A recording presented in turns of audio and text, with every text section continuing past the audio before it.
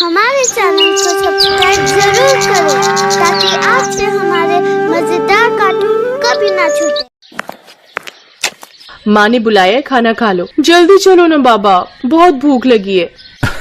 अगर इतनी ही तेज भूख लगी है तो तुम दोनों खा लो ना जाकर। नहीं, भूख तो लगी है पर आपके साथ ही खाना खाएंगे हम। अच्छा, बस 2 मिनट रुको, फिर ये वाली क्यारी की गुड़ाई कर दूं, फिर आता हूँ। है ठीक है बाबा, जल्दी करो वरना खाना ठंडा हो जाएगा।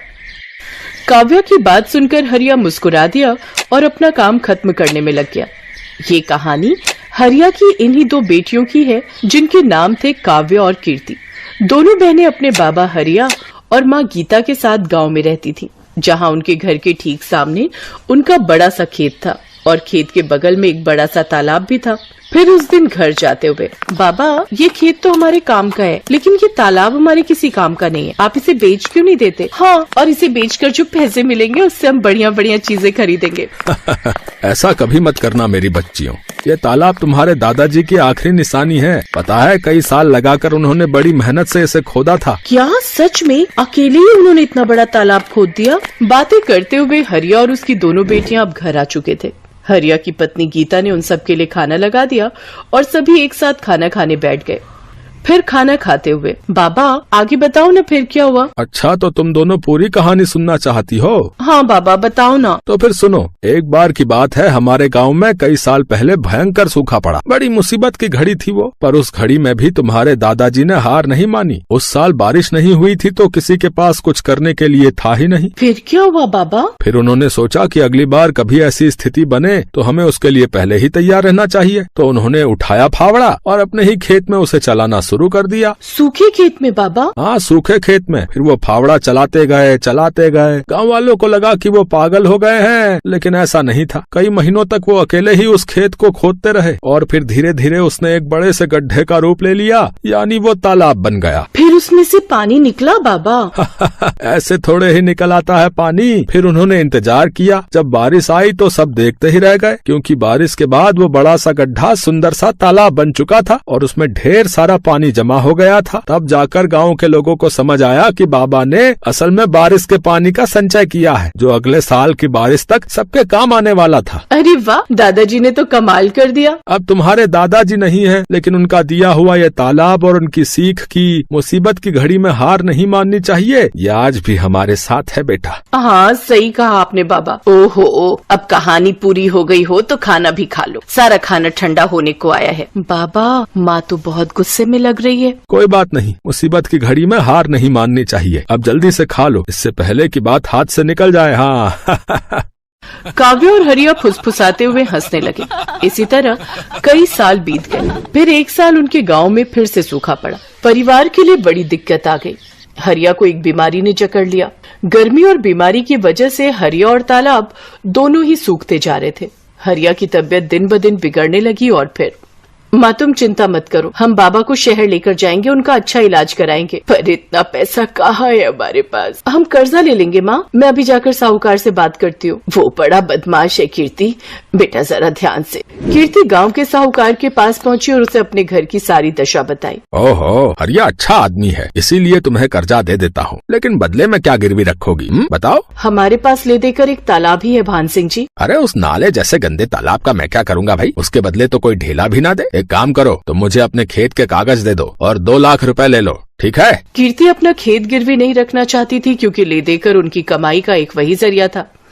लेकिन उसे न चाहते हुए भी भान सिंह को अपने खेत के कागज देने पड़े और उसने साहूकार से 2 लाख रुपए ले लिए। माँ तुम चिंता मत करो, देखना बाबा का इलाज अच्छे से हो जाए, वो पहले की तरह एकदम ठीक हो जाएंगे। हाँ भगवान करे ऐसा ही हो। थोड़ी देर बाद पूरा परिवार बस में बैठकर शहर के लिए निकल पड़ा। वो लोग शहर के एक बड़े अस्पताल में पहुंचे, जहां उन्हें पता चला कि हरिया की किडनी खराब है और इलाज में 4 लाख रुपए लगेंगे। अब गीता और दोनों बहनें चिंता में आ गई।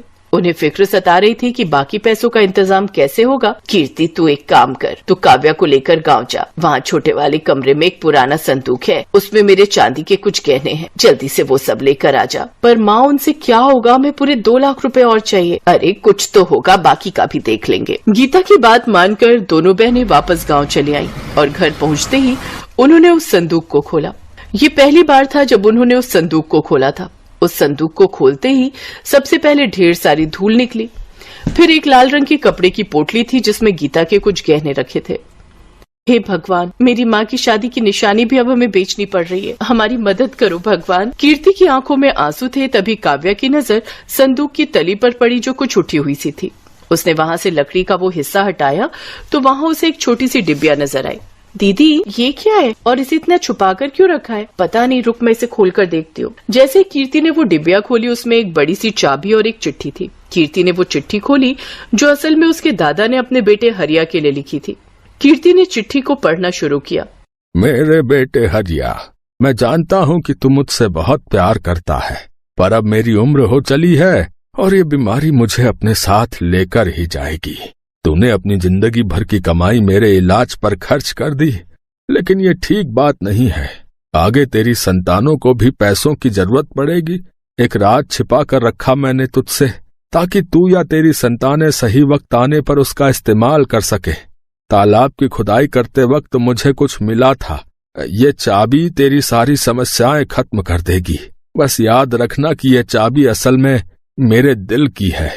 दीदी, क्या दादाजी ने पैसे या गहने छुपा कर रखे होंगे कहीं? हाँ काव्या, लगता तो ऐसा ही है। तू सोचना, जरूर दादाजी के पास कुछ ऐसा था जिसकी मदद से वो खुद का इलाज करा सकते थे, लेकिन उन्होंने वो हमारे बाबा और हमारे लिए छोड़ दिया और अपने प्राणों का बलिदान कर दिया। पर सवाल ये है कि क्या बाबा को इस बारे में कुछ पता नहीं चला? कैसे पता चलता? कितना छुपा कर तो रखी थी ये डिबिया दादाजी ने। वो तो पता नहीं कैसे मेरी नजर पड़ गई इस पर। लेकिन दीदी, ये चिट्ठी के आखिर में किस तरह की पहेली है? अब हम दादाजी का दिल निकाल कर कहाँ से लाएं? बुद्धू वो किसी तरफ इशारा कर रहे हैं। उन्होंने कहा कि ये चाबी मेरे दिल की है। इसका मतलब कोई ऐसी चीज जो उनके दिल के सबसे करीब थी। उनके दिल के सबसे करीब तो बाबा हैं, पर बाबा में चाबी थोड़ी ही लगेगी। कुछ और सोच। हाँ दीदी, उनके दिल के करीब वो तालाब ही है जो उन्होंने बहुत मेहनत से खुद ही खोदा था। शाबाश, सही कहा। पर इतने बड़े तालाब में हम ये चाबी कहाँ लगाएंगे? किस जगह? सोच कीर्ति, सोच। दीदी, चाबी तो किसी ताले में ही लगेगी और ताला जरूर किसी चीज की तो सुरक्षा कर रहा होगा। हाँ, जैसे कोई पुराना संदूक। लेकिन वो संदूक पूरे तालाब में कहाँ है, ये कैसे पता चलेगा? और पूरा तालाब खोदने में तो बहुत वक्त लग जाएगा। हाँ, और डॉक्टर ने जल्दी पैसे मंगवाए हैं। क्या करे दीदी? मिल गया, मान गई। दादाजी तो बहुत ही समझदार थे। मतलब उन्होंने एक ही पहेली में दो उत्तर दिए हैं। उनके दिल की चाबी मतलब तालाब, और दिल कहाँ होता है? शरीर के बीचों बीच। तो हम तालाब के बीचों बीच खुदाई करेंगे, वो भी रात को। वाह दीदी, क्या दिमाग पाया आपने। वैसे दीदी, एक बात तो माननी पड़ेगी, दादाजी बहुत समझदार थे, लेकिन शायद वो जानते थे कि उनकी आने वाली पीढ़ियां भी बहुत समझदार होंगी, तभी तो उन्होंने इतनी मुश्किल पहेली रखी थी। काव्या की बात सुनकर कीर्ति मुस्कुरा दी और फिर रात में उन दोनों ने तालाब के बीचों बीच खुदाई शुरू कर दी।